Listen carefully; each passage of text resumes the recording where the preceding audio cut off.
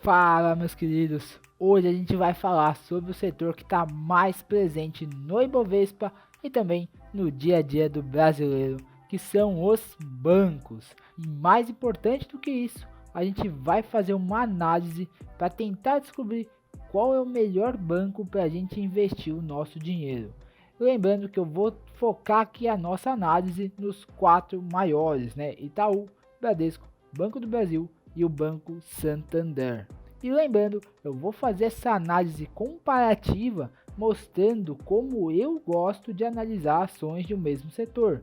E isso não é nenhuma recomendação, é simplesmente um vídeo educacional para te ajudar a investir melhor o seu dinheiro. Então agora vamos lá para a tela do meu computador, que é hora da planilha. Então agora que a gente já está aqui no meu Google Sheets, eu planilhei os quatro maiores bancos e alguns indicadores que eu acho importantes. Deixa eu deixar numa visão mais legal, num zoom legal. E aqui eu deixei em verdinho, né, destacado, aquele banco que na minha opinião foi o vencedor nesse quesito. Essas informações eu tirei todas lá do Status Invest, a não ser o índice de Basileia que eu peguei do site Bancodata, tá bom?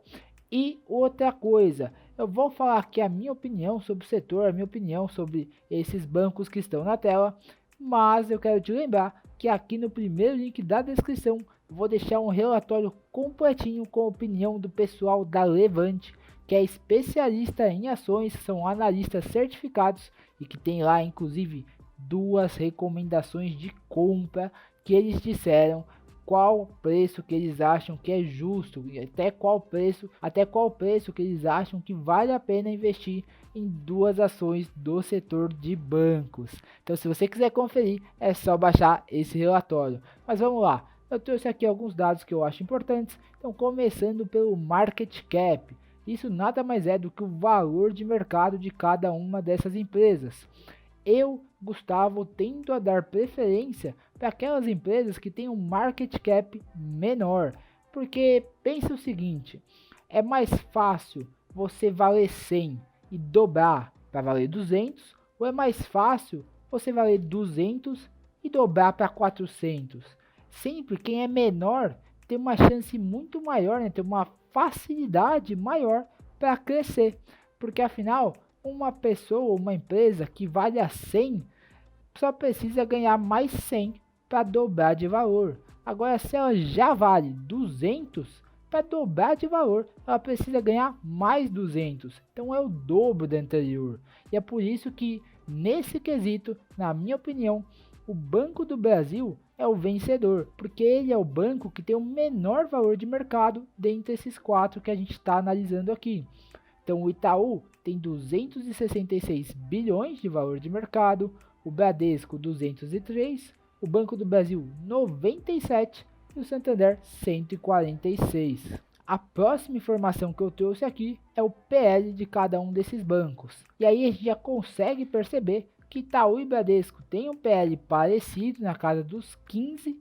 O PL do Banco do Brasil é bem mais baixo, ali na casa dos 6. E o Santander está intermediário entre 9 e 10. E deixa eu te explicar um pouquinho sobre essa dinâmica, né? O Itaú, ele sempre foi o banco mais forte que a gente tem aqui na nossa terra Brasilis. E por isso ele sempre foi negociado a um prêmio, né? Um valor um pouquinho mais alto do que os seus concorrentes. Nos últimos tempos, o Bradesco conseguiu dar uma encostada nessa relação preço-lucro, ficou um negócio um pouco mais parecido. E o Banco do Brasil, por outro lado, por ser uma empresa estatal e não ter a mesma eficiência de uma empresa privada, ele sempre foi negociado com um deságio, né, com um desconto em relação aos bancos privados. Então você consegue ver que ele está realmente com um grande desconto em relação aí aos seus pares. E o Santander sempre foi deixado um pouco de lado ali pelos investidores, nunca foi o favorito da grande maioria, então acaba ficando ali numa situação intermediária no quesito PL. Quanto a uma coisa que eu sei que você com certeza adora, o dividendo, né? Falando mais especificamente do dividend yield, que como você já deve se lembrar se você assistiu os outros vídeos aqui do canal, para calcular o dividend yield, a gente pega o quanto de dividendo a empresa pagou nos últimos 12 meses e divide pelo valor atual da cotação dela.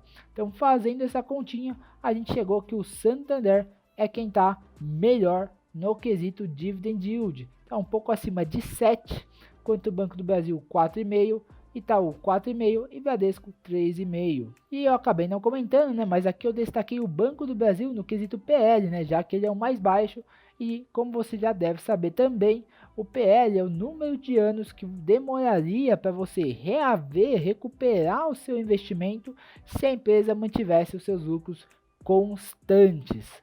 Então não é um negócio aí perfeito, exato, mas é uma boa estimativa. E você, como investidor, sempre deveria preferir comprar uma empresa que tem um PL um pouco mais baixo, mas nem sempre isso é possível. Então, próximo ponto é o ROI. Vamos falar da rentabilidade dessas empresas.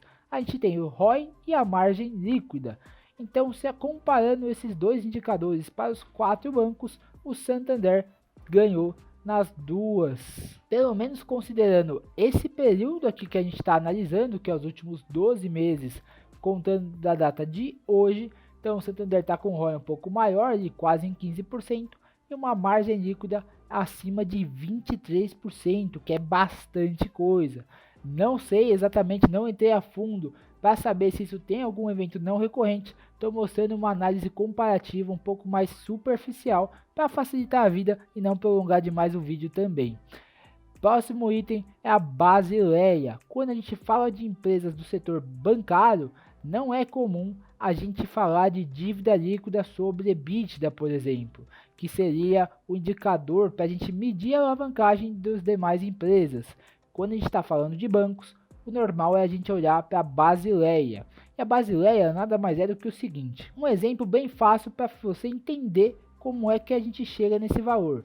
Pense assim, se um banco emprestar R$100 para os seus clientes e ele tiver apenas R$20 no seu patrimônio, isso quer dizer que ele tem 20% de índice de Basileia. Então, quanto maior esse índice, quer dizer que ele está mais seguro, né? Um banco mais saudável financeiramente, porque ele não está se alavancando muito nessa questão de emprestar dinheiro para as pessoas. Então, aqui na nossa análise, quem ganhou essa disputa foi o Banco do Brasil, com uma Basileia ali de quase 18, enquanto os outros estão perto de 13 e 14. Lembrando, esses dados eu peguei de março, que foi a última atualização que eu achei lá no Banco Data, e o Banco Central tem uma diretriz que diz que os bancos precisam ter um índice de Basileia de no mínimo 11%. Então todos aqui estão dentro dessa especificação. E por fim, para a gente terminar aqui a nossa análise, falar um pouquinho do crescimento dessas empresas. Então eu peguei aqui o CAGR, né, ou CAGR, tanto da receita quanto dos lucros, que nada mais é do que a média do crescimento anualizado, tanto da receita quanto do lucro de cada um desses bancos. E os vencedores nesses quesitos foram o Itaú, quando a gente fala de receita, e o Santander no crescimento dos lucros. Eu imagino, dando um palpite, como quem já olhou bastante para esses números, que nesse trimestre o Santander teve algum evento não recorrente que fez o lucro dele subir bastante e a margem líquida também. Mas isso aí é uma coisa que a gente precisa investigar numa segunda etapa da análise. A minha ideia aqui hoje é só mostrar como você pode fazer uma comparação rápida para descobrir qual seria a ação para você investir. No meu caso, se eu fosse parar a minha análise por aqui, o que eu não te aconselho, né? Quanto mais informação você tiver sobre o que você está investindo, melhor. Então, eu investiria ou no Banco do Brasil ou no Santander, né? Eu daria um segundo passo mais direcionado para essas empresas. Mas a gente não pode parar a nossa análise aqui, senão seria um negócio muito superficial. A gente tem também que levar em consideração que o Itaú, desses 4 bancos, é quem está mais preparado para essa transformação digital que a gente está passando no nosso mercado financeiro, no nosso setor financeiro do Brasil como um todo. Toda essa digitalização dos investimentos e dos serviços bancários. Então tem muita gente que diz que os bancos vão sofrer com os novos entrantes, né, com as fintechs, com os bancos digitais, porém o Itaú, por exemplo, é quem já está um passo à frente aí dos seus concorrentes, quando o assunto é tecnologia e investimentos também. Como você deve lembrar, ele comprou aí metade da XP Investimentos, que hoje é a maior corretora do Brasil. Há algum tempo atrás, pagou um precinho bem bacana e já multiplicou o investimento dele por 10 vezes. Então isso também demonstra que eles são bons alocadores de capital, ou seja, sabem como investir o dinheiro deles e o dinheiro dos acionistas, o que é um ponto muitíssimo importante quando você vai escolher uma empresa para você investir. Eu espero que esse videozinho curto tenha aí te ajudado, pelo menos a te dar um norte de como fazer as suas próprias análises. E lembrando, não estou dizendo para você investir no setor bancário ou em qualquer uma dessas ações, só estou aqui para te passar um pouquinho minha visão de como eu começaria a minha análise no setor bancário. E recado importante, não esquece daquele relatório da Levante no primeiro link aqui da descrição para você baixar e aí sim ter uma análise bem destrinchada para você ter uma visão mais macro sobre o setor bancário e saber ali quais são os nomes que estão mais atrativos para você investir o seu suado dinheirinho. Então eu espero que você tenha gostado desse vídeo. Não esquece, deixa aquele like aqui embaixo, se inscreve no canal para me ajudar a continuar entregando educação financeira para mais pessoas e eu te vejo no próximo vídeo.